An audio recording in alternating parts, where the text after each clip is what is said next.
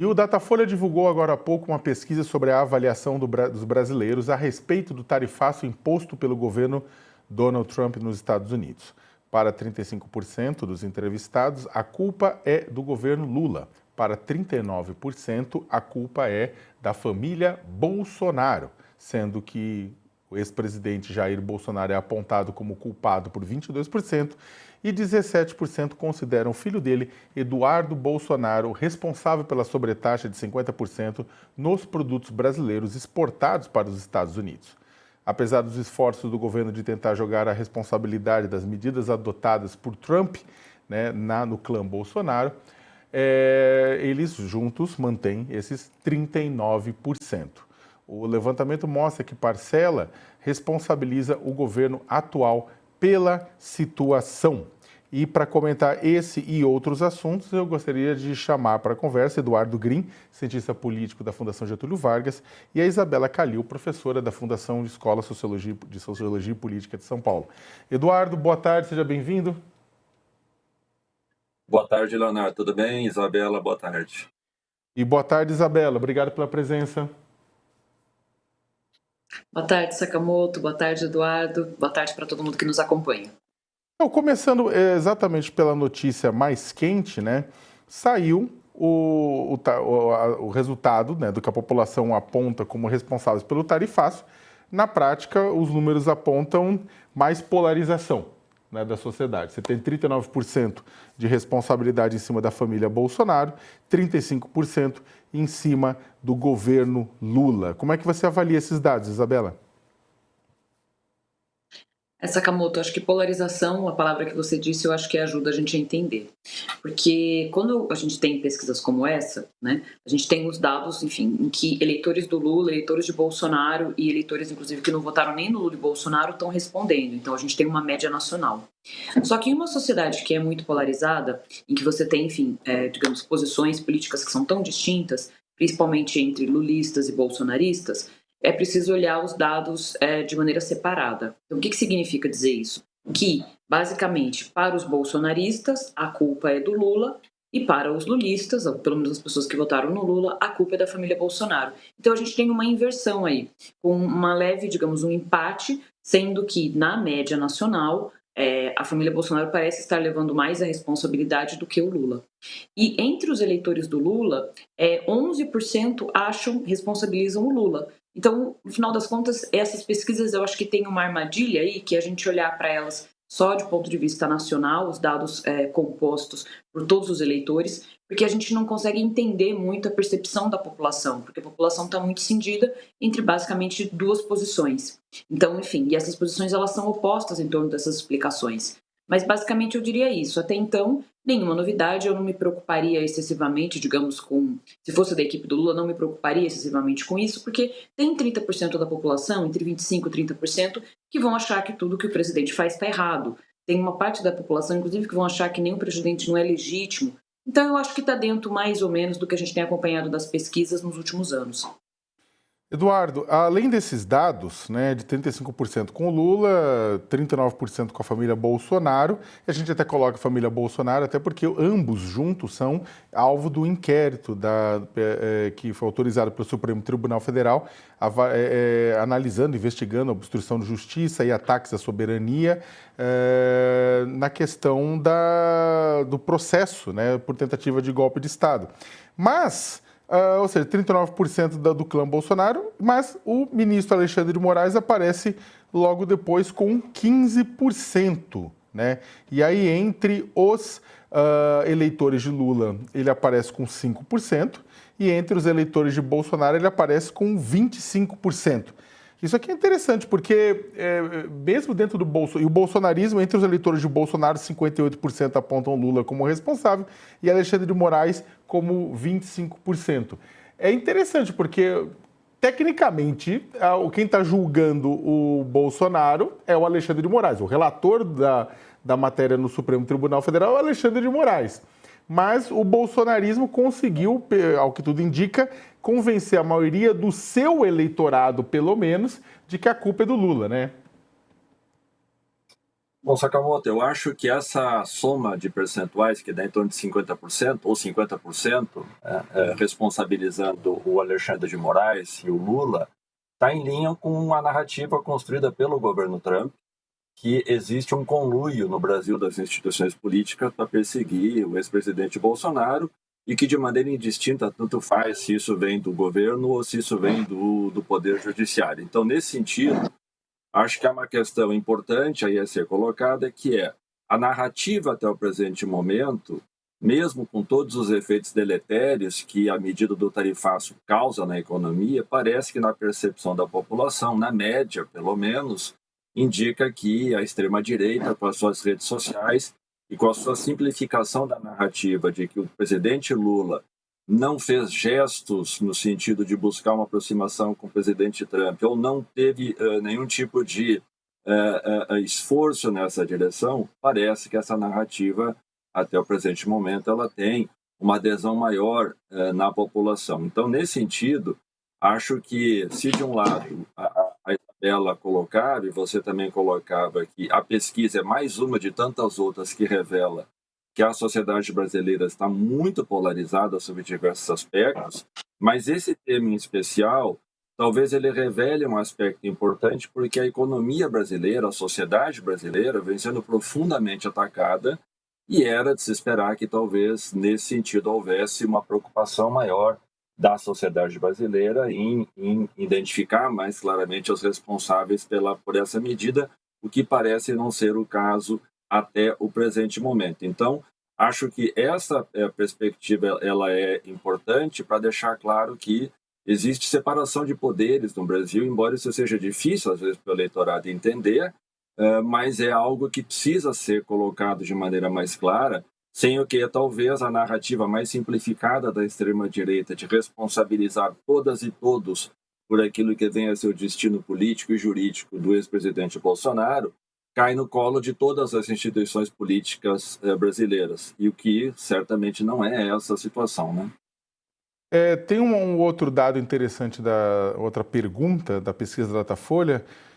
Na sua opinião, após a prisão domiciliar de Jair Bolsonaro, o governo do presidente Donald Trump, 40% acreditam que ele irá tomar novas medidas que vão prejudicar mais a economia brasileira. 28% apontam que irá negociar medidas que prejudiquem menos a economia brasileira, sem se importar com a prisão de Bolsonaro. E 20% irá manter as medidas econômicas que já haviam sido tomadas. De certa forma, olhando para essa pergunta, Isabela, tem um ponto que a população... É que essa pergunta tem uma vinculação indireta interessante, que é vincular as sanções ao Bolsonaro. Porque muita gente, neste momento, está falando, não, as sanções são culpa só do governo federal, de não ter diálogo, mas o próprio presidente Trump coloca na carta que notifica as sanções, coloca que ele está clamando pela interrupção do julgamento do ex-presidente Jair Bolsonaro na Suprema Corte, né? Então, e aí, pelo menos 40% da população, pelo menos já vê direto de que, olha, uma relação direta entre uma vingança do presidente Trump com sanções relacionadas ao presidente Jair Bolsonaro. Ou seja, o pessoal, a população brasileira perguntada sobre isso, sanções, né, e prisão do Bolsonaro, faz uma correlação direta, né? Faz uma correlação direta, eu acho que aparece, digamos, a responsabilidade de Jair Bolsonaro e da família Bolsonaro, e também acho que o papel do Trump, porque é estranho, porque se a gente vai olhar, parece contraditório que alguém vai dizer, né, respondendo a mesma pesquisa, que a culpa é do Lula, mas ao mesmo tempo depende da posição do Trump, que pode piorar a posição do Brasil, né, que pode impor outras medidas e piorar muito a situação do Brasil e dos brasileiros. Então, ou seja, as pessoas, eu acho que mesmo tendo uma noção, que podem culpabilizar, né, dizer que o presidente não foi suficientemente enfático para tentar falar com o Trump, que tem alguma responsabilidade, mais direta ou menos direta, mas eu acho que todo mundo sabe que se trata de uma atuação em que O Trump é digamos, o principal, né? Digamos, é do Trump que emanam, de fato, essas decisões, né? Eu acho que isso não é pouca coisa, porque, enfim, a gente tem uma complexidade aí do ponto de vista político. Eu acho que as pessoas estão vendo isso, a população está vendo isso. O que talvez esteja acontecendo também, aí eu vou retomar uma coisa que o professor Eduardo trouxe, que eu acho bem interessante, que é a dificuldade que tem de separação entre os três poderes. Eu acho que parte da população, parte do princípio de que o presidente Lula, chefe do executivo, poderia interferir no processo judicial.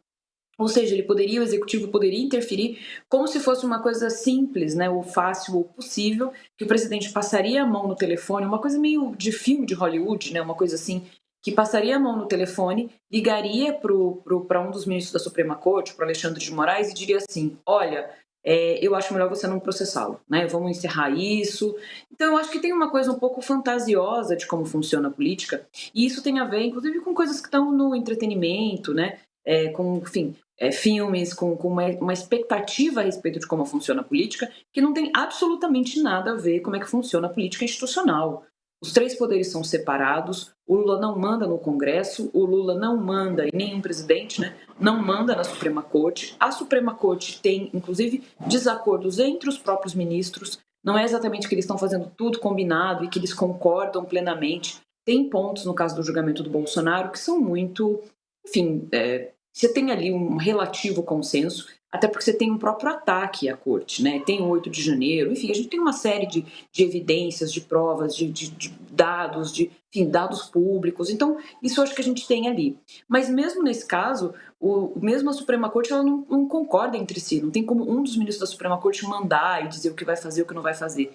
Então, eu acho que a gente tem um longo aprendizado aí como país, não é só o Brasil, mas para entender como é que funcionam as instituições e por que elas funcionam dessa forma e que bom que elas funcionam dessa forma. Professor Eduardo? Não, veja, eu acho que esse dado, embora contraditório, ele pode ensejar, talvez, um potencial importante para o governo Lula. A gente construir uma narrativa mais favorável às suas iniciativas. Em que sentido? Se a população, ou 40% da população, já indica que novas medidas virão e que elas poderão, inclusive, ser decorrência da provável condenação do ex-presidente Bolsonaro, ainda no mês de setembro, o governo Lula tem condições de começar a pensar de maneira antecipada a narrativa, dizendo: veja, nós não estamos fazendo nada. O Brasil está sendo vítima de um governo que, de maneira arbitrária, vem impondo sanções sobre a economia brasileira, imaginando que o Brasil vive um estado de exceção do ponto de vista do respeito à democracia, dos direitos humanos, das liberdades civis, ou seja, uma absurda inversão da realidade sob qualquer ponto de vista.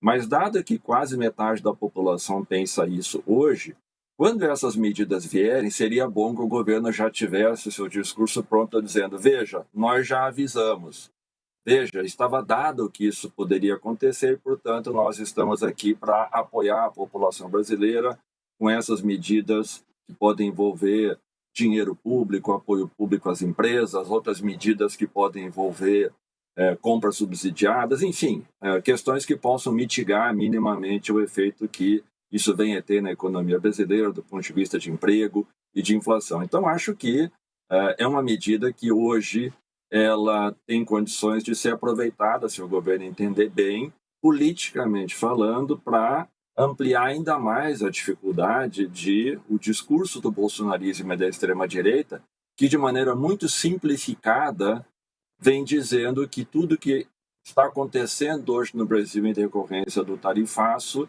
é por uma impertinência pessoal do presidente Lula, por sua falta de habilidade política, pelo fato do Brasil ser um nanico diplomático, e que tudo isso seria resolvido se nós tivéssemos um presidente que se preocupasse de fato com os problemas do país. Mas então acho que dá para fazer, por assim dizer, desse limão uma limonada, já que a pesquisa indica esse potencial, por assim dizer, implícito numa resposta como essa, né? Antes até de passar para o próximo tema, eu queria fazer uma breve análise também desses dados pelo lado da comunicação de redes sociais, né? Bem, estamos com os números aqui, são 2 pontos percentuais de margem de erro. Agora, numericamente, você tem 39% da população apontando o clã Bolsonaro como o responsável pelo tarifário do Donald Trump, 35% apontando pelo presidente Lula. Como os nossos convidados já analisaram, você tem, é claro, um sintoma de polarização. Só que, ao mesmo tempo, a gente tem visto, desde o momento do tarifaço, o bolsonarismo batendo dia e noite nas redes sociais, né, tentando convencer com uma carga muito forte, tentando convencer que é o governo federal o responsável por aquilo que está acontecendo. Ao mesmo tempo, você tem governadores de estado, junto com eles, governadores de estado, batendo dia e noite, também governadores bolsonaristas, né, que estão disputando o direito a concorrer à presidência da República com a bênção de Jair Bolsonaro, e todos eles também batendo dia e noite que a culpa é do Lula e não do Bolsonaro. E mesmo assim, mesmo com essa avassaladora campanha em redes sociais do bolsonarismo, eles ainda têm maioria numérica na responsabilidade pelo que está acontecendo.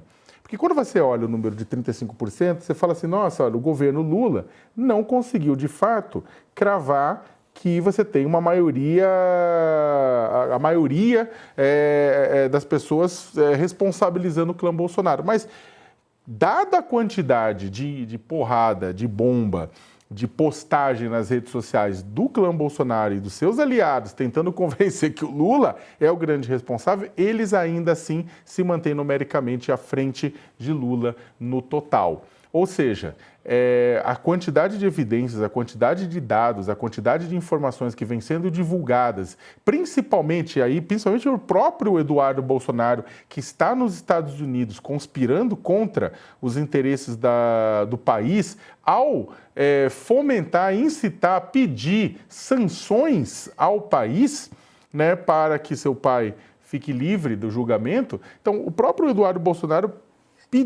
produzindo essas provas, a gente acaba vendo o resultado disso, né? Não é nem que, olha, há um complô que está tentando vincular os Bolsonaro, não. Os próprios Bolsonaros estão atuando abertamente para se mostrar, olha, nós estamos ajudando o presidente Trump nesse processo, nesse pedido, e o próprio presidente Trump coloca isso na carta, olha, é pelo Bolsonaro. Então, mesmo com toda a pancadaria, mesmo com toda a ação, continuam sendo responsabilizados. Então, é claro que isso aqui são números de pesquisa, são números de fotografia de momento, é uma radiografia do que está acontecendo agora, pode mudar, mas, por enquanto, a democracia, de certa forma, vem mostrando bastante resiliência nesse sentido.